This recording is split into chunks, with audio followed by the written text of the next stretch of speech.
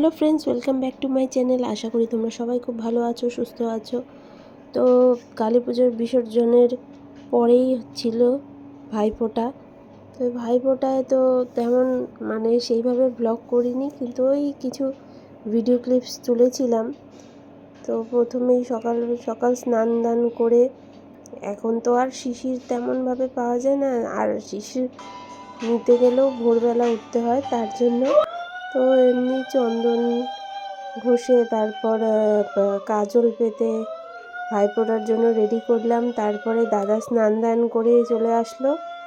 তারপর আমি দাদাকে ভাইফোঁটা দিয়ে দিলাম। যেহেতু আর একজন আমার কাকাতো বড় বোন যে আছে সোনাই, ওর শরীর খুব খারাপ ছিল, ওর ছেলেরও শরীর খারাপ ছিল, এর জন্য ও আসতে পারেনি। তাই আমরা ভাইফোঁটা দিয়ে দিলাম। তো দাদার জন্য আমি এই যে এখানে দেখছো একটা গিফট এনেছিলাম, তো সেটা দাদাকে দিয়ে দিলাম। এদিকে আমার কাকাতো ছোট বোন গুড্ডি, ও দিচ্ছে ভাইফোঁটা। তো আমি কিছু মিষ্টি নিয়ে এসেছিলাম, আর তার সাথে মা বানিয়ে দিয়েছিল লুচি, আর কাকিমা বানিয়ে দিয়েছিল ছোটো আর ডাল। তো ওগুলো দিয়েই দাদাকে খেতে দিলাম।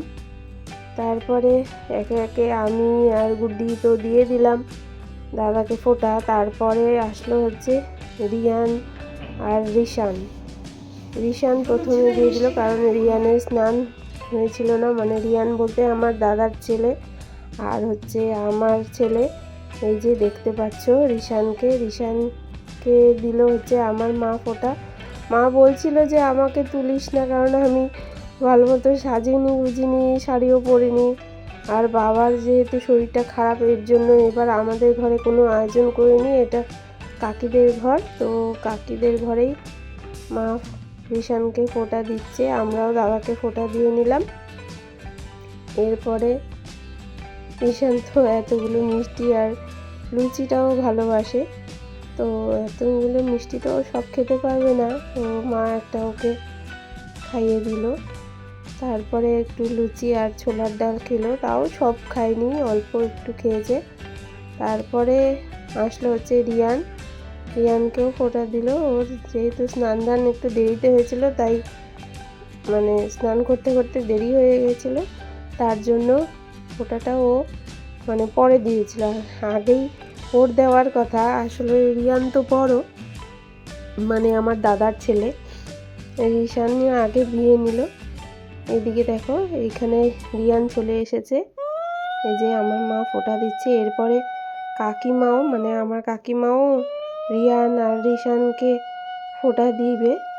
ওটা আর ভিডিও ক্লিপস তোলা হয়নি, মনটা খারাপ, কারণ সোনাইয়ের ছেলে, আমার কাকাতো বড় বোনের ছেলে, ওর যেহেতু শরীরটা খারাপ ছিল, তাই আসতে পারেনি। কাকিমার মনটাও খারাপ, আমাদের সকলেই মন খারাপ, কারণ সোনাইও থাকে, আমাদের কাকাতো বোনও থাকে দাদাকে ফোঁটা দেওয়ার জন্য।